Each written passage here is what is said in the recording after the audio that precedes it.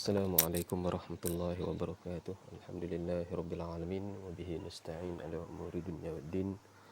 Wassalatu wassalamu ala sayyidina Muhammad sayyidil awwalin wal akhirin wa ala alihi wa ashabihi wa man tabi'ahum ila yaumiddin. Rabbi shrah li sadri wa yassir li amri wa hlul 'uqdatam min lisani yafqahu qawli, amma ba'd. Hari ini kita akan membincangkan tentang hukum sunat, iaitu salah satu daripada bahagian hukum taklifi. Jadi kalau kita ingat balik perbincangan hukum taklifi, ada 5, iaitu yang pertama hukum wajib, yang kedua hukum sunat, yang ketiga hukum haram, yang keempat hukum makruh, yang kelima hukum harus. Ya. Hukum-hukum ini iaitu hukum-hukum taklifi ini, kalau kita ingat balik perbincangan kita yang lepas, iaitu kitabullah yang berkaitan dengan perkara yang dituntut oleh syarak, ya, ataupun yang diberi pilihan, ya, secara umumnya. Itu yang dimaksudkan dengan khitab hukum taklifi, ya. Kitabullah yang berkaitan dengan perbuatan manusia, sama ada tuntutan melakukan sesuatu perkara ataupun meninggalkan sesuatu perkara, ataupun diberi pilihan, ya. Jadi daripada definisi itu maka terbitlah 5 hukum taklifi, ya, iaitu hukum wajib dan hukum sunat merujuk kepada tuntutan untuk melakukan, iaitu Allah tuntut kita untuk melakukan sesuatu perbuatan, ya. Yang kedua, tuntut supaya kita tinggalkan, iaitu merujuk kepada hukum haram dan hukum makruh. Dan yang ketiga, merujuk kepada hukum yang Allah beri pilihan untuk kita buat ataupun untuk kita tinggalkan. Ya, baik, ini kita dah masuk pada perbincangan hukum sunat. Ya, kalau kita ingat balik, hukum wajib merupakan suatu tuntutan yang pasti, ya, perkara yang dituntut oleh Allah Subhanahu Taala untuk melakukan sesuatu perbuatan secara pasti. Adapun hukum sunat, iaitu perkara yang dituntut oleh Allah Subhanahu Taala untuk melakukannya secara tak pasti. Jadi pasti dan tak pasti ni merujuk kepada qat'i dan zanni, ya. Hukum wajib merujuk kepada tuntutan secara qat'i, iaitu tuntutan yang putus, yang confirm kita kena buat, confirm ianya adalah Allah suruh kita buat tanpa ada alasan untuk kita tinggalkan, ya. Maksudnya memang Allah sungguh-sungguh suruh kita buat, ya. Adapun hukum sunat, Allah suruh kita buat juga, namun dia ada sedikit keringanan, iaitu sekiranya tidak melakukannya maka tidak akan dijanjikan azab, ya. Adapun hukum wajib, maka dijanjikan azab, ya, dijanjikan ancaman-ancaman dan sebagainya daripada Allah Subhanahu Taala. Contohnya hukum solat fardu. Jadi solat fardu merupakan suatu tuntutan yang pasti, yang qat'i, iaitu merujuk kepada Allah suruh kita buat, Allah tuntut kita buat sungguh-sungguh, ya. Adapun hukum sunat, Allah tuntut kita buat, tetapi Allah tidak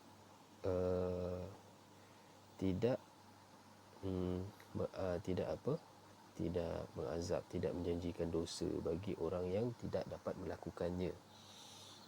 Ya, baik, itu antara beza hukum wajib dan hukum sunat, walaupun dia dalam kategori yang sama, iaitu tuntutan melakukan sesuatu daripada Allah, tapi dari segi peringkat ataupun levelnya itu adalah berbeza. Jadi diberi pahala bila melakukannya dan tidak berdosa jika meninggalkan, ya. Diberi pahala bila melakukannya, iaitu kenapa diberi pahala? Kerana ia adalah tuntutan daripada Allah. Sekiranya kita melakukan tuntutan tersebut, maka secara tidak langsung kita telah mentaati Allah. Jadi taat kepada perintah Allah ini adalah suatu ibadah. Jadi ibadah ini tidaklah Allah sia-siakan kecuali Allah akan bagi kepada kita ganjaran. Namun di sana tidak berdosa jika meninggalkan. Ya, ini yang dimaksudkan dengan zanni. Ya, tuntutan yang zanni. Menggunakan cara untuk kita mengenal pasti hukum sunat antaranya iaitu dalil-dalil ataupun nas-nas syarak ini kadang-kadang menggunakan lafaz perintah dan diikuti petunjuk yang menunjukkan ianya tidak wajib. Adapun kadang-kadang kalau hukum wajib sebelum ni dia menggunakan lafaz perintah juga, tetapi ianya tidak diikuti mana-mana petunjuk ataupun tidak ada dalil lain yang mengatakan tuntutan tadi tuntutan tadi boleh ditinggalkan. Adapun hukum sunat, dia ada dalil yang memerintahkan seseorang untuk melakukan sesuatu perkara, tetapi ada dalil lain ada dalil lain yang menyuruh supaya yang membenarkan sekiranya tuntutan tadi tidak dilakukan. Tidak berdosa lah. Allah bagi kita ruang untuk kalau kita tak dapat lakukan pun tidak mengapa. Itu salah satu cara kita nak mengenal pasti sesuatu perbuatan itu sunat. Dia menggunakan lafaz perintah. Baik. Ataupun yang kedua, kadang-kadang dalil ataupun nas syarak ini tidak menggunakan lafaz perintah tetapi dapat difahami akan hukumnya sunat. Contohnya Nabi berpesan mafhum hadis yang bermaksud sekiranya tidak membebankan umatku, nescaya aku akan mewajibkan ke atas mereka bersugi setiap kali hendak berwuduk ataupun hendak melakukan solat. Jadi daripada pesanan Nabi ini kita dapat tahu, kita dapat secara umumnya kita dapat faham bahawasanya pesanan Nabi tadi tidaklah merujuk kepada suatu perintah. Dia hanyalah nak menunjukkan perkara itu perkara yang Nabi galakkan dan Nabi suka. Nabi suka dan Nabi pula tidak membebankan umatnya untuk melakukan perkara tersebut. Tapi barang sesiapa yang melakukannya, maka Nabi sukalah. Baik. Bahagian-bahagian sunat. Bahagian-bahagian sunat, yang pertama sunat muakkad. Sunat muakkad, iaitu perbuatan yang kerap dilakukan oleh Rasulullah sallallahu alaihi wasallam. Iaitu suatu perbuatan yang Nabi buat secara kerap. Contohnya solat berjemaah. Jadi solat berjemaah ni kerap Nabi lakukan. Antara contoh lain sunat muakkad apa dia? Sembahyang sunat sebelum zuhur. Contohnya sembahyang sunat 2 rakaat sebelum zuhur. Dan banyak lagi sunat-sunat muakkad, iaitu sunat perkara-perkara sunat yang Nabi kerap lakukan dan jarang Nabi tinggalkan. Berbeza dengan sunnah ghairu muakkad. Sunnah ghairu muakkad merujuk kepada perbuatan yang Nabi buat tetapi Nabi jarang lakukan. Tidak kerap Nabi buat. Contohnya solat sunat 4 rakaat sebelum zuhur. Jadi sebelum zuhur disyariatkan sembahyang sunat, sunat qabliyah. Tapi biasa Nabi buat 2 rakaat, tapi kadang-kadang Nabi buat 4 rakaat. Yang 4 rakaat itu adalah ghairu muakkad. Adapun yang 2 rakaat, Nabi buat 2 rakaat, maka hukumnya sunnah ghairu muakkad. Nabi kerap buat. Adapun 4 rakaat iaitu 4 rakaat dengan 2 salam lah, 2 kali solat qabliyah zuhur. Nabi pernah buat tapi jarang Nabi lakukan. Okey, baik. Yang ketiga, sunnah zawaid, iaitu perkara yang Rasulullah sallallahu alaihi wasallam buat sebagai manusia biasa. Contohnya adab makan, minum, ya. Minum dengan apa? Dengan beberapa hirupan, dengan 3 kali hirup contohnya, dengan duduk bismillah dan sebagainya. Baik. Hukum yang ketiga, hukum taklifi yang ketiga, iaitu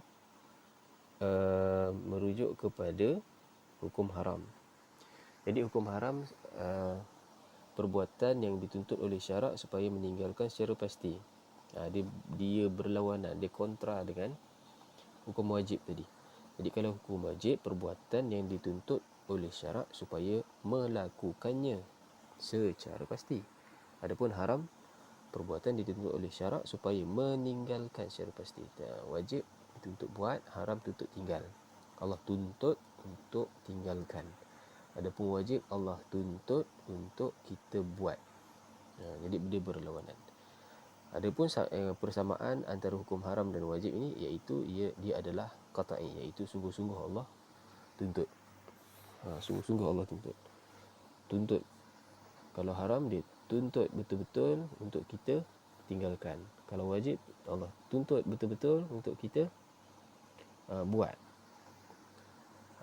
Sama juga dari segi ganjaran, diberi pahala jika taat dan berdosa bagi yang ingkar. Jadi dia sama dari sudut dia berlawanan dengan definisi antara haram dan wajib tadi. Jadi kalau hukum wajib, kalau buat dapat pahala, kalau tinggalkan berdosa. Adapun hukum haram, tinggalkan buat berdosa. Ya, tinggalkan tu dapat pahala. Macam mana tinggalkan dapat pahala? Tinggalkan tu pun satu ketaatan. Ya, kita dihidangkan dengan maksiat contohnya, apa-apalah dengan keburukan yang Allah tak suka contohnya, tapi kita tahan sabar untuk kita buat. Jadi kita dapat pahala. Ya, bersabar. Jadi itu suatu ketaatan. Kita tinggalkan perkara tersebut, itu pun sudah suatu ketaatan. Baik, cara untuk kita mengenal pasti hukum haram, antaranya kadang-kadang nas syarak, Quran ataupun hadis itu menggunakan lafaz haram itu sendiri. Contohnya Quran sebut hurrimat alaikumul maitatu, haram ke atas kamu makan bangkai. Dia terus gunakan lafaz haram. Contoh lain, wa ahlallahu al-bai' wa harrama riba. Allah halalkan jual beli dan haramkan riba. Jadi dia menggunakan lafaz haram. Ataupun menafikan halal. Ya, Allah menafikan halal.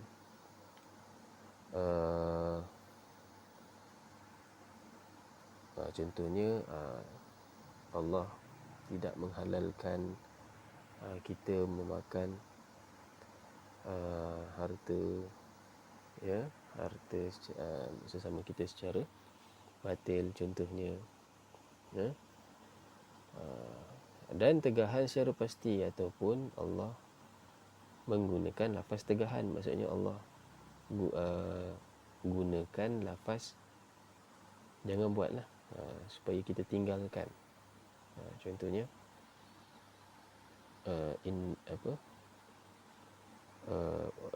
wala taqrabuz zina, contohnya wala taqrabuz zina, dan janganlah kamu mendekati zina.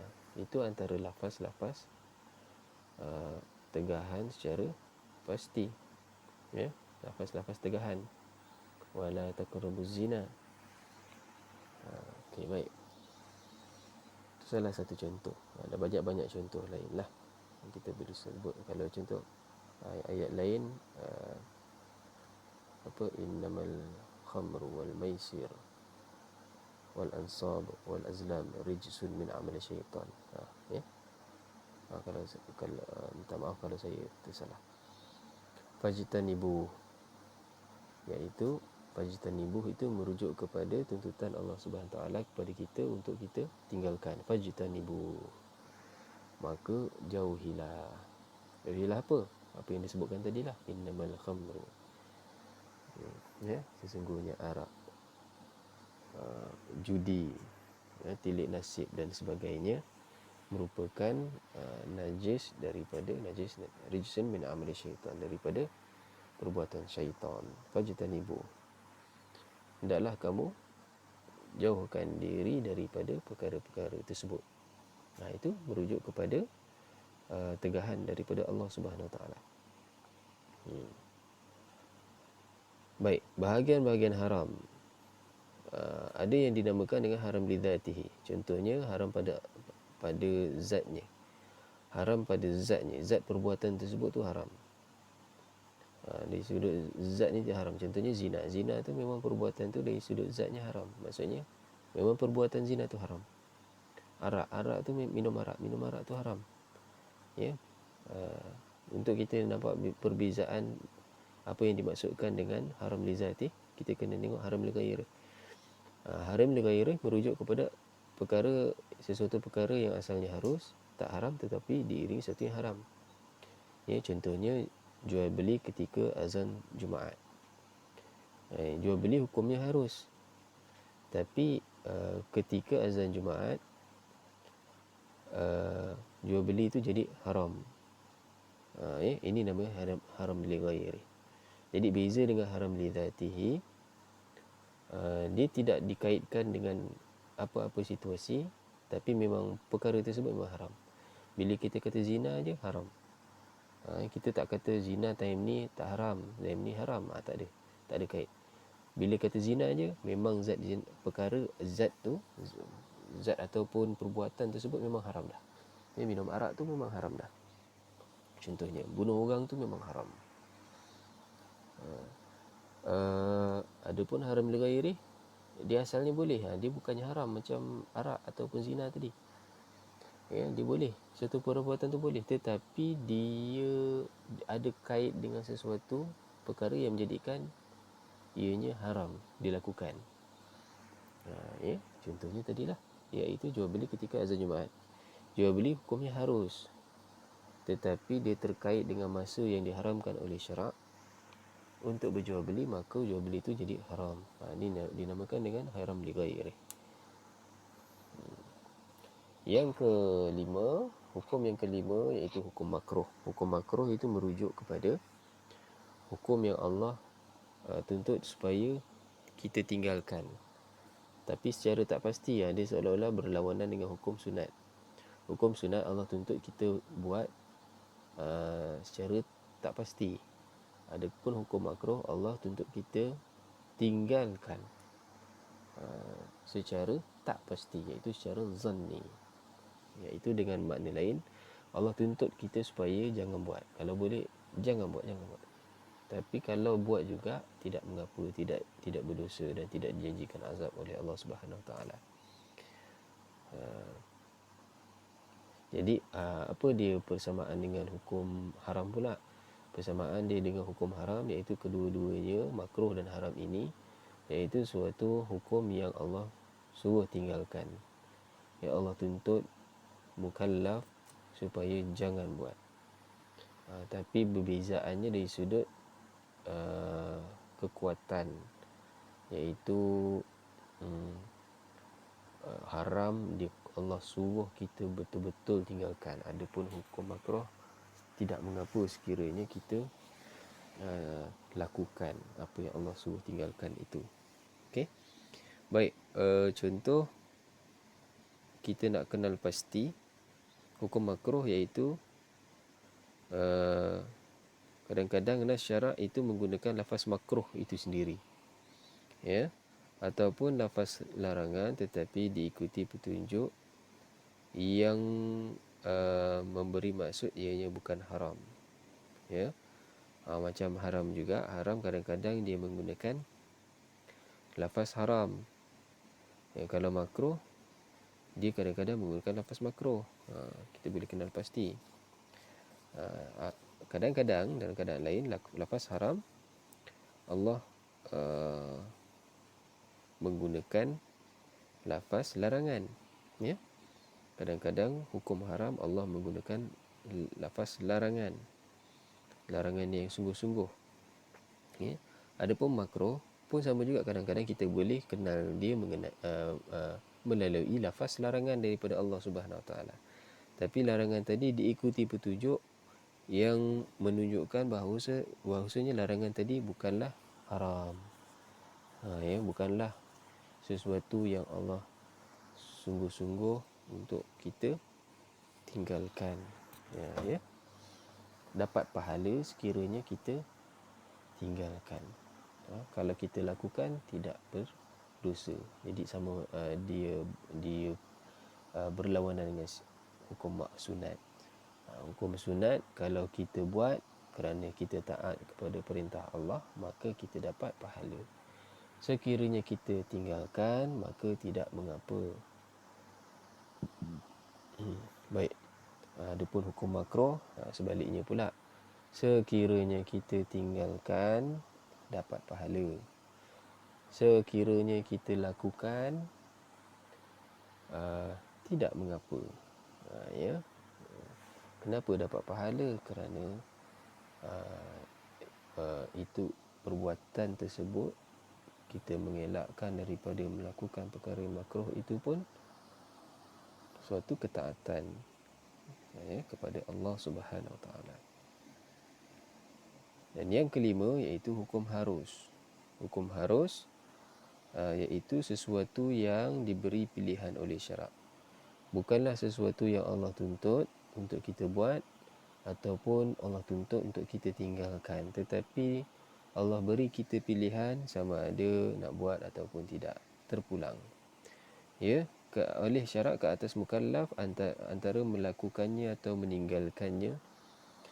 Jadi dia bukanlah suatu yang Allah tuntut buat ataupun Allah tuntut tinggalkan. Jadi tidak mengapa kalau kita nak buat ataupun kita nak tinggalkan. Contohnya kita makan, minum, ya, makan, minum.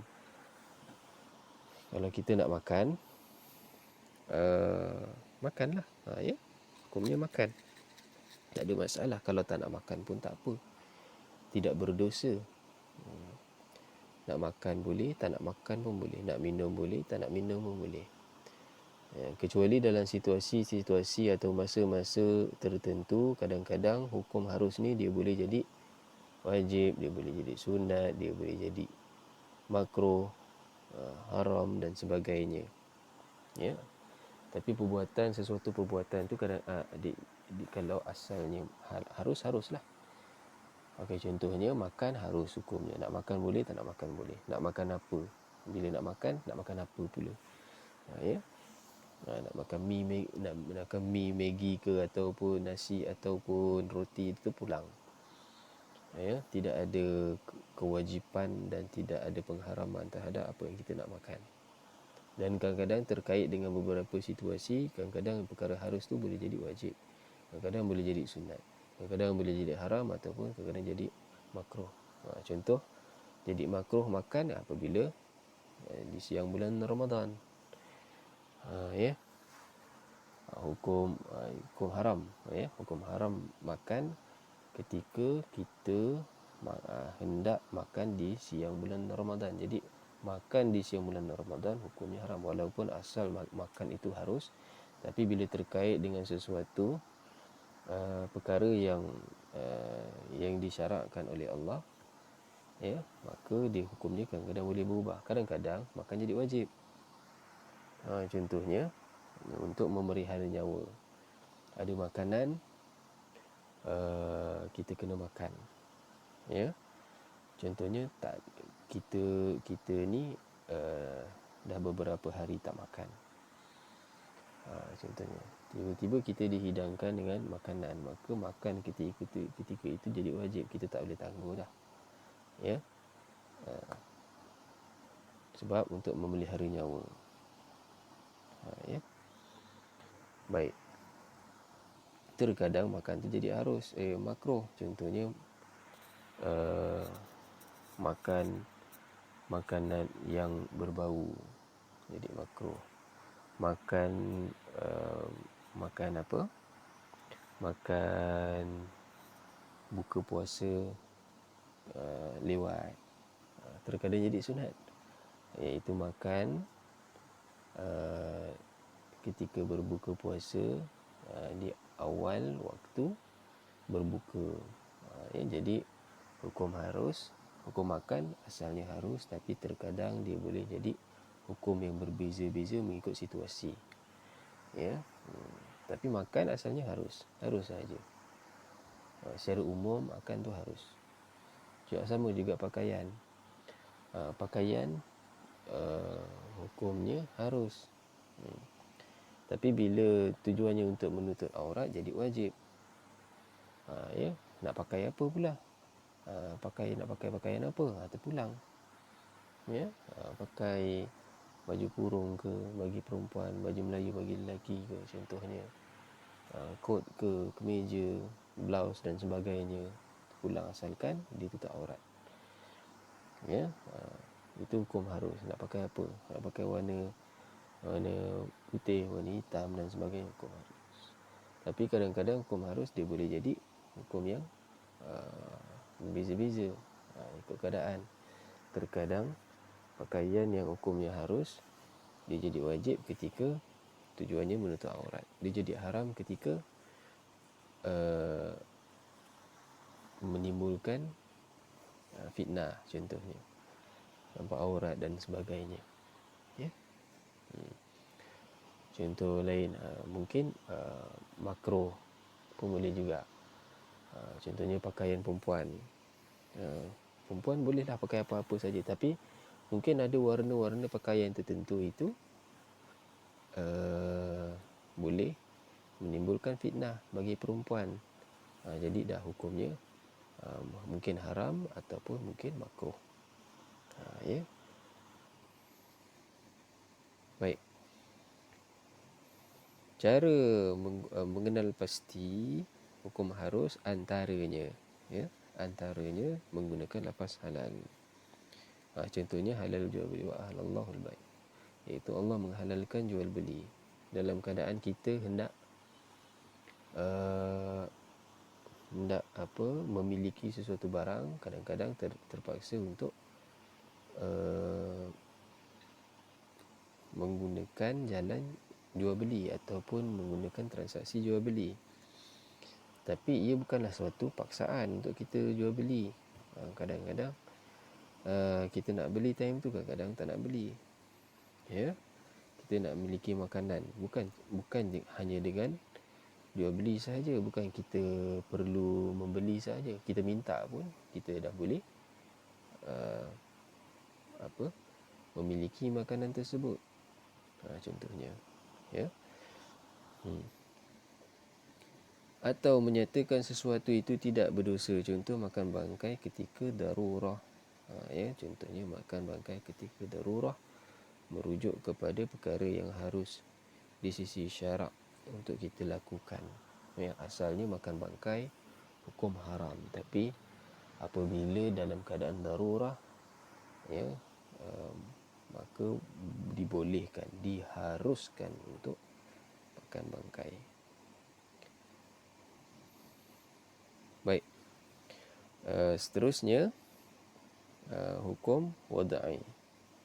Hukum wadai terbahagi kepada 3 bahagian.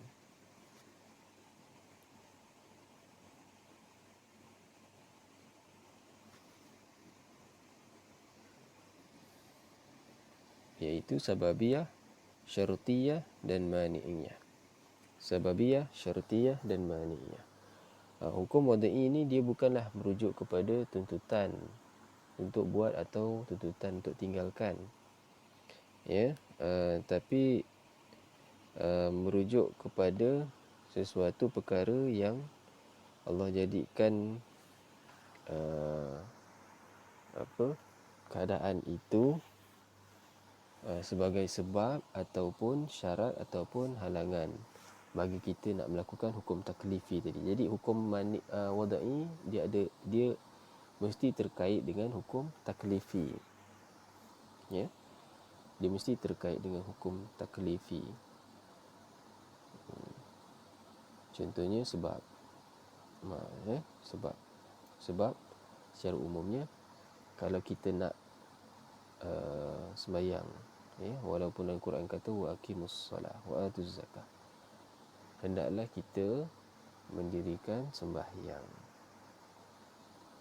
Hendaklah kita mendirikan sembahyang. Jadi untuk mendirikan sembahyang mesti ada sebab wajib tu. Sebab wa aqimus solah, dan dirikanlah sembahyang, dirikanlah salat. Ada tuntutan perintah. Jadi perintah itu merujuk kepada wajib. Wajib apa? Wajib sembahyang. Jadi nak wajib sembahyang ni mesti ada sebab. Contohnya sebabnya dah masuk waktu.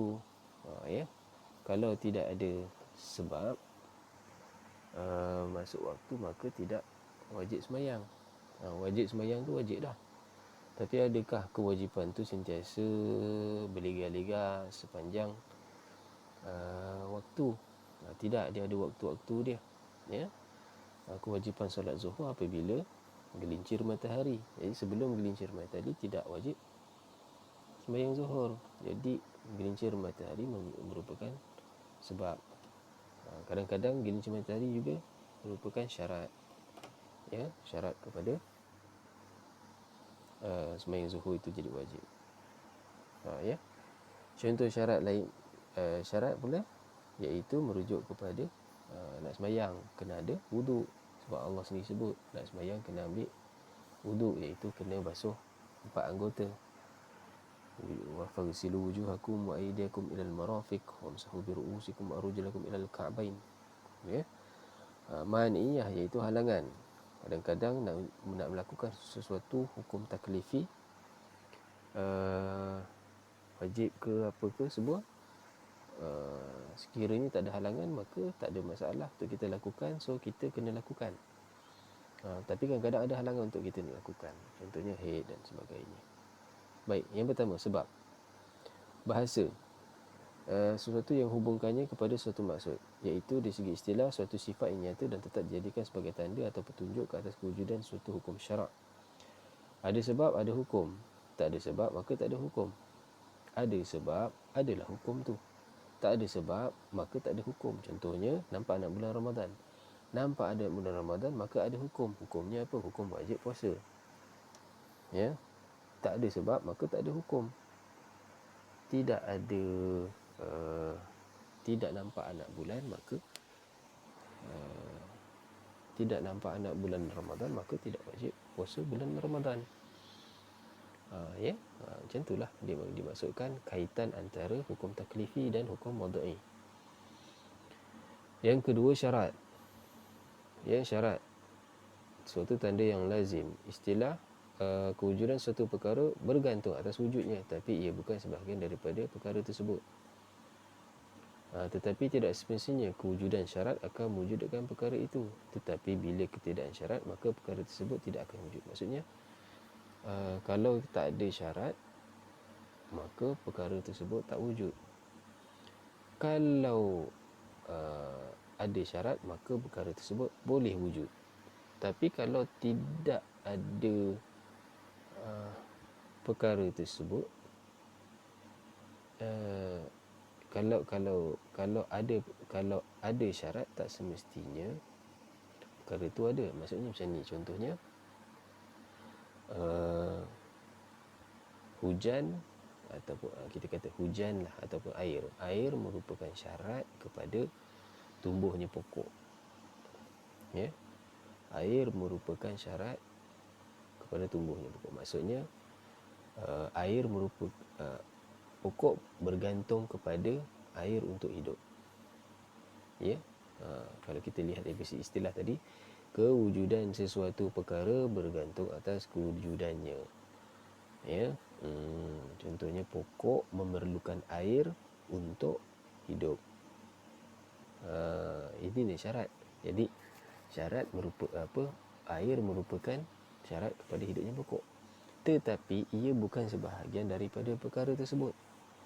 Air dengan pokok kan perkara yang berbeza. Air lah, pokok lah. Hujan lah, pokok lah. Itu yang dimaksudkan, tetapi ia bukan sebahagian daripada pokok tu, pokok-pokok lah, ayat lah. Contohnya ibu, bapa dan anak. Ya, kewujudan suatu perkara bergantung atas wujudnya. Kita nak hidup bergantung atas wujudnya mak ayah. Ya, secara adatnya lah.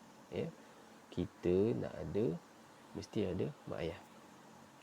Tetapi ia bukan sebahagian daripada mak ayah dengan kita, dua entiti yang berbeza, dua zat yang berbeza. Ya, walaupun ada hubungan, tapi dia bukan kita. Mak ayah tu bukan kita, kita bukan mak ayah. Tetapi seterusnya, poin yang ketiga tu, tetapi tidak semestinya kewujudan syarat akan mewujudkan perkara itu. Wujudnya air tak semestinya mesti wujud pokok. Wujudnya mak ayah tak semestinya mesti wujud kita. Ya. Dan poin yang terakhir, tetapi bila ketiadaan syarat, maka perkara tersebut tidak akan. Tetapi biasanya kalau mak ayah tak ada, confirm kita tak ada. Kalau air tak ada, confirm pokok tak ada. Ya, itu yang dimaksudkan dengan syarat. Misalnya dalam masalah hukum taklifi dan hukum wadai ini, contohnya dalam bab ibadah ini, contohnya wuduk menjadi syarat kepada kelangsungan salat atau sahnya salat. Ya, wuduk menjadi syarat kepada sahnya salat. Wuduk menjadi syarat kepada sahnya salat. Kalau tak ada wuduk, maka tidak salat, takkan salat, tak boleh solat, tak sah. Ya. Akan tetapi wuduk bukanlah sebahagian daripada solat. Wuduk lah, solat lah. Wuduk ibadah yang lain, solat ibadah yang lain. Itu yang dimaksudkan dengan syarat. Sah salat bila wuduk dan tidak sah salat tanpa wuduk. Sah salat bila kita berwuduk, maka wuduk merupakan syarat kepada sahnya salat, dan tidak sah salat tanpa berwuduk. Baik. Hukum wadai yang ketiga iaitu penghalang ataupun mani'iyah. Mani'iyah ni merujuk kepada apa? Penghalang antara dua perkara. Dari sudut istilah, sesuatu perkara dengan kewujudannya akan menjadikan sesuatu hukum itu tak ada atau tidak mewujudkan sebab atau membatalkannya. Ya, contohnya tidak solat bagi orang yang berhadas. Jadi tiada solat bagi orang yang berhadas. Contohnya seorang perempuan yang kedatangan haid, maka haid itu adalah hadas besar. Jadi hadas besar ini ataupun haid ini merupakan penghalang kepada hukum wajibnya solat. Umumnya Allah suruh kita semua solat, baik lelaki, perempuan, besar, kecil dan sebagainya. Allah suruh kita solat. Buktinya Allah sebut wa aqimus salah wa atuz zakah. Jadi Allah tak perincikan siapa. Ya, Allah tak perincikan siapa. Umumnya semua kena solat. Ya, tapi dalam firman-Nya ataupun dalil ataupun nas yang lain, orang yang kedatangan haid ini Allah tidak mewajibkan ke atasnya solat. Jadi sebab apa? Sebab haid ini merupakan penghalang kepada sahnya salat didirikan. Jadi Allah yang tuntut macam tu. Jadi orang yang kedatangan haid tidak boleh salat. Solat juga haram. Orang yang selain daripada haid, apa dia? Contohnya orang yang terkentut contohnya, ataupun telah menyentuh perempuan ajnabiyah, maka dia ada hadas kecil. Ya, maka dia boleh solat tak? Dia boleh solat. Dia tak boleh solat. Ya, dia kena hilangkan penghalang yang ada pada badannya itu, iaitu pada 4 anggota: muka, tangan, kepala dan kaki. Ya, iaitu dengan berwuduk. Selagi dia tidak hilangkan hadasnya pada 4 anggota itu, maka selagi itulah hadasnya itu menjadi penghalang kepadanya daripada sahnya salat didirikan. Itu yang dimaksudkan dengan penghalang. Ya. Berhadas merupakan penghalang kepada kelangsungan salat. Baik, seterusnya